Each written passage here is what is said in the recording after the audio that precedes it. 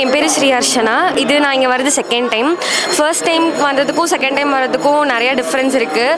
First time வந்துட்டு போனதுக்கப்புறம் second time வரும்போது நிறைய ப்ராப்ளம் சால்வ் ஆகி ரொம்ப ஹாப்பியான மைண்ட் செட்டில் வந்த மாதிரி இருந்தது. அதுவும் இன்றைக்கி டே வந்து ரொம்ப ஸ்பெஷலாக தேய்பிரை அஷ்டமியில் வந்தனால நிறையா பேர்த்தோட பிரச்சனைகள் வந்து இன்றைக்கி நம்ம கடவுள்கிட்ட இங்கே சொல்லும் போது அது உடனே தீர்வு கிடைக்கும்னு சொல்லுவாங்க.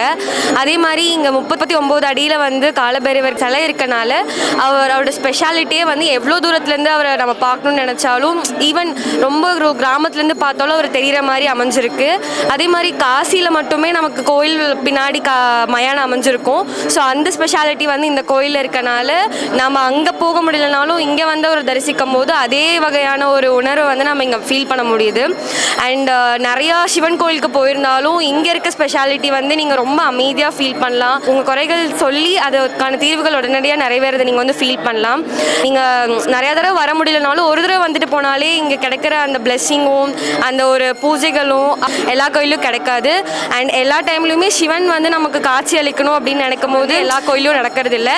அண்ட் அதுவும் சிவன் கோயிலில் நடக்குங்கிறது அது ரொம்ப பெரிய கொடுத்து வச்சிருக்கணும் நம்ம இங்கெல்லாம் வரத்துக்கு. ஸோ நீங்கள் எல்லோரும் கோயிலை வந்து பார்த்துட்டு போங்க. அண்ட் இந்த ஆப்பர்ச்சுனிட்டியை மிஸ் பண்ணாதீங்க.